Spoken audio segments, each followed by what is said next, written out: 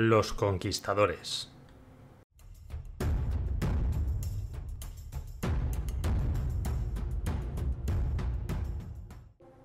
El término conquistadores españoles se refiere de forma genérica a los soldados y exploradores españoles que desde finales del siglo XV y durante el siglo XVI conquistaron y poblaron grandes extensiones de territorio en América y Filipinas, las cuales incorporaron a los dominios de la monarquía española. La exploración y conquista de América tuvo ocasión durante la llamada Era de los Descubrimientos, la cual siguió a la llegada de Cristóbal Colón en 1492. Los conquistadores fundaron numerosas ciudades, muchas de ellas en sitios con asentamientos precoloniales preexistentes, incluidas las capitales de la mayoría de los países latinoamericanos. Además de las conquistas, los conquistadores españoles hicieron exploraciones significativas en la selva amazónica, la Patagonia, el interior de América del Norte y el Océano Pacífico. Desde la perspectiva local de los pueblos originarios de las Américas, muchas veces las conquistas españolas son entendidas como una invasión y saqueo de los territorios y la explotación de las poblaciones en los mismos. Los cronistas de la época suelen describir la conquista de América como una epopeya heroica. La extensión de territorios que abarcó y el corto espacio de tiempo en el que sucedió no tienen parangón en la historia de las conquistas europeas. Sin embargo, otras crónicas como los testimonios de los pueblos indígenas y de algunos frailes españoles han presentado la conquista de América como un hecho moralmente cuestionable, movido por la explotación de los recursos naturales y caracterizado por una invasión militar y cultural que terminó por extinguir en buena parte las tradiciones vernáculas del continente descubierto. La conquista, sin embargo, tuvo motivaciones tanto materiales como espirituales, siendo uno de los grandes objetivos de los monarcas españoles la evangelización de los pueblos indígenas de América. Las leyes de Burgos de 1512 establecieron la condición de hombre libre de los indígenas, con la prohibición expresa de ser explotados, sin perjuicio de la obligación de trabajar a favor de la corona como súbditos de la misma. Más tarde fueron promulgadas las leyes nuevas de 1542, unas leyes y ordenanzas nuevamente hechas por Su Majestad para la gobernación de las Indias y buen tratamiento y conservación de los indios. Estas leyes revisaban el sistema de encomiendas concediendo una serie de derechos a los habitantes indígenas para mejorar sus condiciones de vida.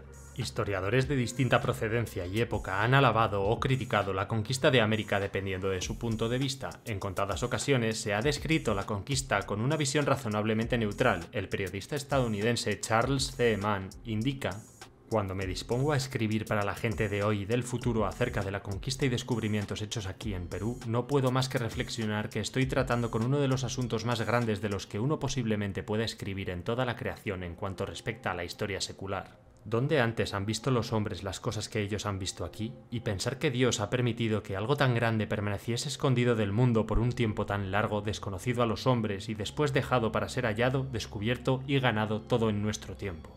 Por su parte, Fray Bernardino Sahagún enunció: esto a la letra ha acontecido a estos indios con los españoles, pues fueron tan atropellados y destruidos ellos y todas sus cosas que ninguna apariencia les quedó de lo que eran antes. Fray Bartolomé de las Casas consideraba la conquista de América como una de las maravillas del mundo, sin embargo la definía también como la destrucción de las Indias. En estas ovejas mansas y de las calidades susodichas por su hacedor y criador, así dotadas, entraron los españoles desde luego que las conocieron, como lobos e tigres y leones cruelísimos de muchos días hambrientos, y otra cosa no han hecho de 40 años a esta parte hasta hoy, e hoy en este día lo hacen, sino despedazarlas, matarlas, angustiarlas, afligirlas, atormentarlas y destruirlas por las extrañas y nuevas e varias e nunca otras tales vistas ni leídas ni oídas maneras de crueldad.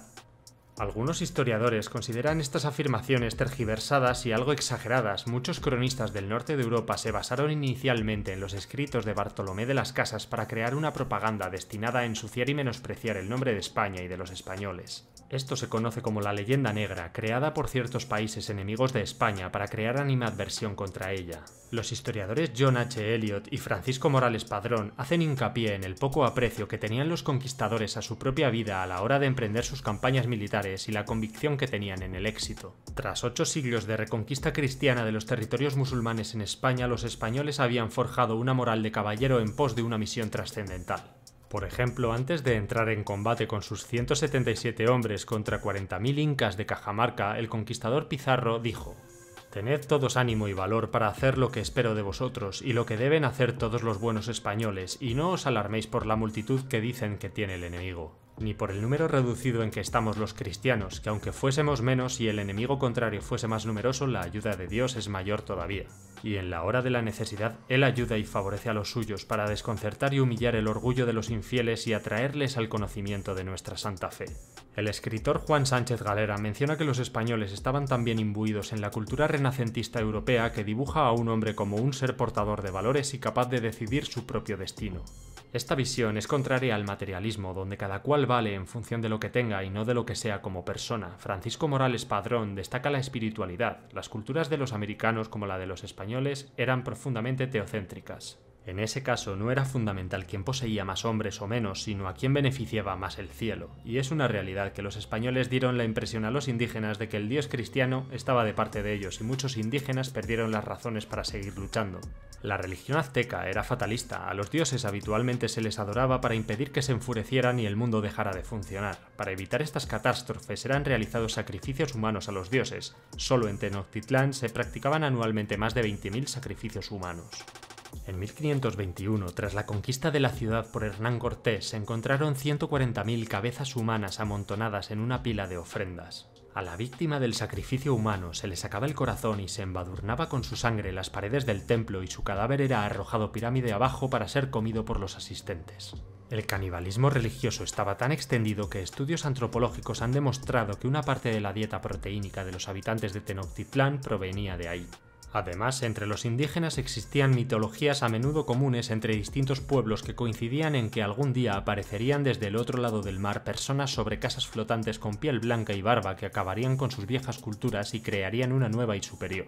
Entre los aztecas este mito estaba relacionado con Quetzalcóatl, entre los incas con Viracocha y para los muiscas se relacionaba con Bochica.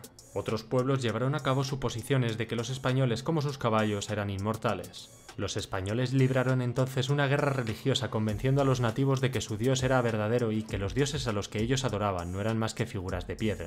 Además, se les explicó que más les valía vivir como católicos que seguir manteniendo sus creencias tradicionales. Cortés subía a los templos delante de los aztecas y destruía los altares con un martillo e iba destruyendo todas las estatuas de las ciudades por donde avanzaba, demostrando que eso no tenía ningún tipo de consecuencia divina.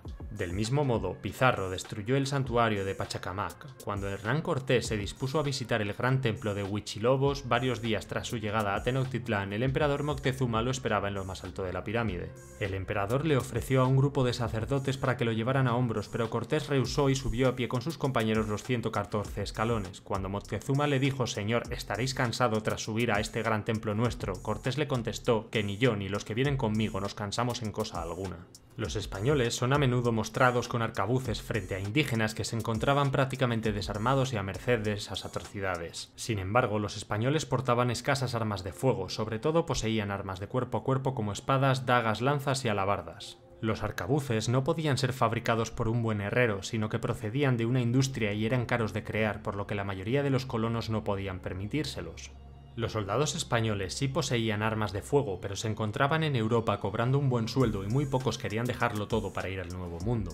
Los españoles que sí llevaron arcabuces pronto se dieron cuenta de que eran completamente ineficaces contra los aborígenes porque estos atacaban por sorpresa y las armas de fuego precisaban de varios minutos antes de realizar el primer disparo. Aunque tardaran solamente 30 segundos en cargar la bala y limpiar el cañón, hacía falta prender la mecha. Para prender la mecha, las veces que se quisiera disparar primero hacía falta tener algo con fuego y entonces no existían las cerillas. Es este proceso de obtener fuego antes del primer disparo el que retrasaba el proceso varios minutos.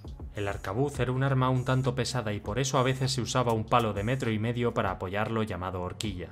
Una vez cargado el arcabuz encima de la horquilla y listo para disparar, los hombres se encomendaban a Santa Bárbara para que la pólvora no estuviese húmeda, cosa que era habitual en las antiguas pólvoras negras con una gran cantidad de sales en su composición. Las armas de fuego eran eficaces en las batallas europeas del siglo XVI, donde los ejércitos compactos se enfrentaban en campo abierto. Sin embargo, en el tiempo en que un español se preparaba para realizar el primer disparo, un indígena podía disparar 20 flechas y por todas las razones expuestas ni fueron abundantes ni ayudaron demasiado en la conquista conquista. Un arma que sí que era bastante habitual entre los soldados españoles era la ballesta. En los campos de batalla europeos de la primera mitad del siglo XVI era bastante común entre los soldados españoles. Sin embargo, tampoco era muy frecuente en los españoles en América, porque aunque ésta sí podía ser fabricada por un buen artesano y siempre estaba lista para el primer disparo en las batallas a distancias cortas, en las escaramuzas no se consideraba tan útil. Otra arma que estuvo presente en América fue el falconete, que es un cañón de bronce que normalmente se encontraba fijo en el castillo de popa de los barcos y que a veces era desmontado del barco y cargado a lomos de un mulo. Estos cañones disparaban bolas de hierro de unos 3 centímetros de calibre. Fueron usados con éxito y efectividad por Hernán Cortés en Tenochtitlán y por Pizarro en Cajamarca. Sin embargo, los factores menos mencionados son los que realmente fueron decisivos: las espadas, las lanzas, las picas, las hachas, las dagas, los cuchillos, los arcos, las ballestas, la coraza, el perro y finalmente el caballo.